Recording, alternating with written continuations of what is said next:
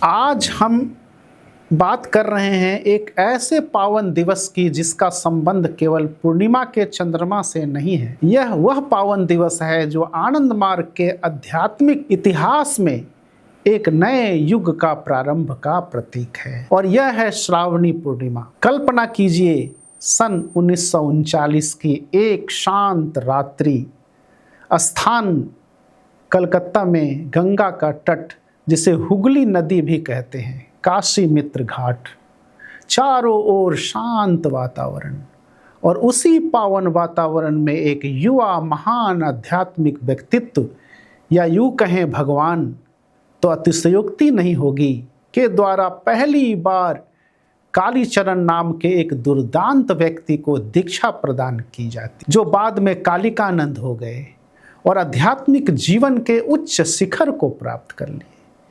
वह युवा गुरु थे हमारे प्रिय परम पूज्य बाबा भगवान श्री श्री आनंद मूर्ति जी।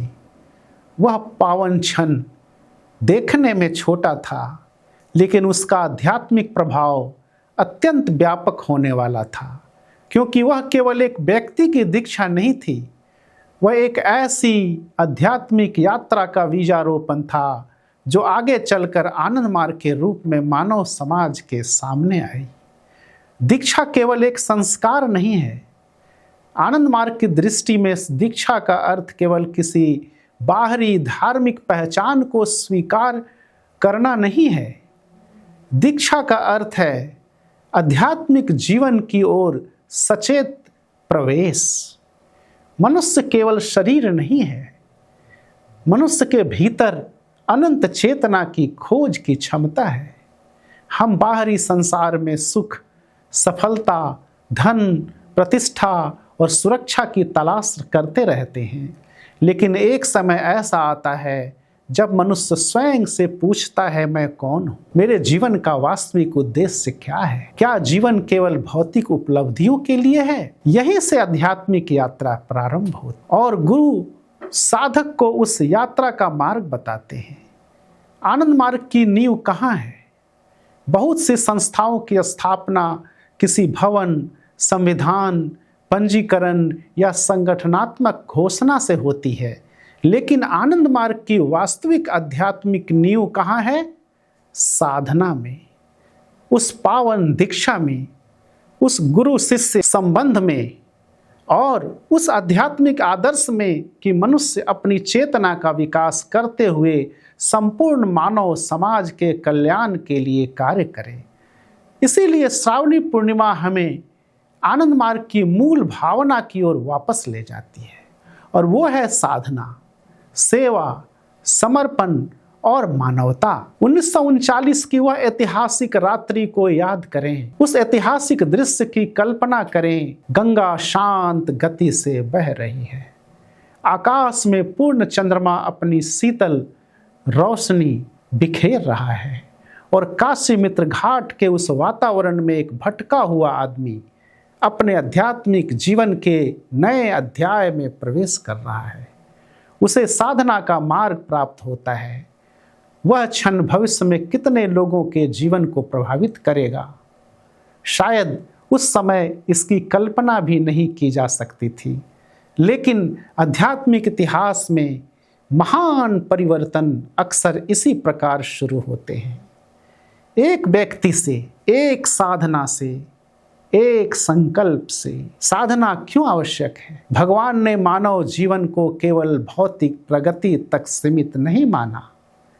यदि मनुष्य के पास विज्ञान है लेकिन विवेक नहीं है, यदि उसके पास धन है लेकिन करुणा नहीं है, यदि उसके पास शक्ति है लेकिन आत्म संयम नहीं है, तो उसकी प्रगति अधूरी है। इसलिए आवश्यक है कि मनुष्य का विकास शारीरिक, मानसिक और आध्यात्मिक तीनों स्तरों पर हो। साधना मनुष्य को भीतर से बदलने की प्रक्रिया है।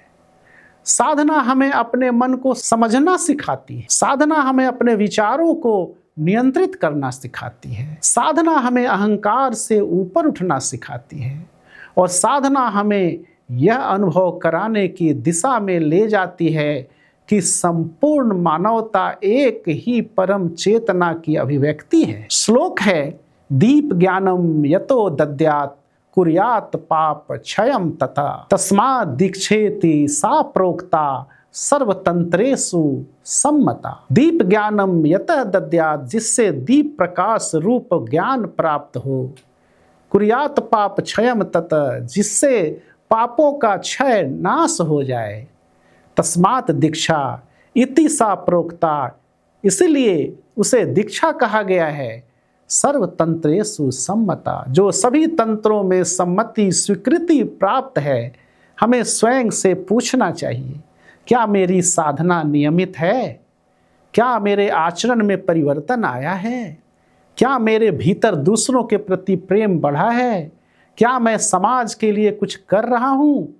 आध्यात्मिक साधना का अर्थ संसार से भाग जाना नहीं है, बल्कि अपनी चेतना को विकसित करके समाज के दुखी, पीड़ित और जरूरतमंद लोगों के प्रति जिम्मेदारी महसूस करना है। इसी भावना को व्यक्त करता है आत्मोक्षार्थम जगत हिताय च, अर्थात अपने आत्मिक उत्थान के लिए और जगत के कल्याण के लिए आगे चलना, आगे बढ़ना, जीवन जीना। इसलिए श्रावणी पूर्णिमा के इस शुभ अवसर पर केवल ध्यान और कीर्तन ही नहीं, बल्कि नारायण सेवा, जरूरतमंदों की सहायता और सामाजिक सेवा जैसे कार्यक्रम भी इसी भावना को व्यवहार में उतार सकते। एक चेतना भी आवश्यक है। मनुष्य केवल तर्क से नहीं जीतता, उससे नहीं जीता केवल, उसके भीतर भावना है, सौंदर्य बोध है, संगीत है, नृत्य है, साहित्य है, कला है। इसलिए आनंद मार्ग की सांस्कृतिक चेतना में कला और साहित्य को भी महत्वपूर्ण स्थान मिलता है। एक स्वस्थ समाज के लिए केवल आर्थिक विकास पर्याप्त नहीं है, हमें चाहिए आध्यात्मिक विकास, सांस्कृतिक विकास, बौद्धिक विकास और सामाजिक न्याय। आज की श्रावणी पूर्णिमा हमें क्या संदेश देती है? आज जब हम 1939 की उस प्रथम दीक्षा को याद करते हैं, तो हमें केवल इतिहास याद करके रुक नहीं जाना चाहिए। हमें उस इतिहास के संदेश को अपने जीवन में उतारना चाहिए। आज संसार में भौतिक प्रगति बहुत हुई है, विज्ञान ने अभूतपूर्व विकास किया है, लेकिन क्या मनुष्य के भीतर शांति बढ़ी है? क्या समाज में प्रेम बढ़ा है? क्या शोषण समाप्त हुआ है? क्या मनुष्य को अपना समझने लगा है? इन प्रश्नों का उत्तर खोजने के लिए हमें बाहरी संसार के साथ साथ अपने भीतर भी देखना होगा, और यही साधना का मार्ग है। आइए आज इस श्रावणी पूर्णिमा के पावन अवसर पर एक संकल्प लें कि हमारी साधना केवल व्यक्तिगत उपलब्धि नहीं होगी, हम अपने आध्यात्मिक विकास को मानव सेवा से जोड़ेंगे।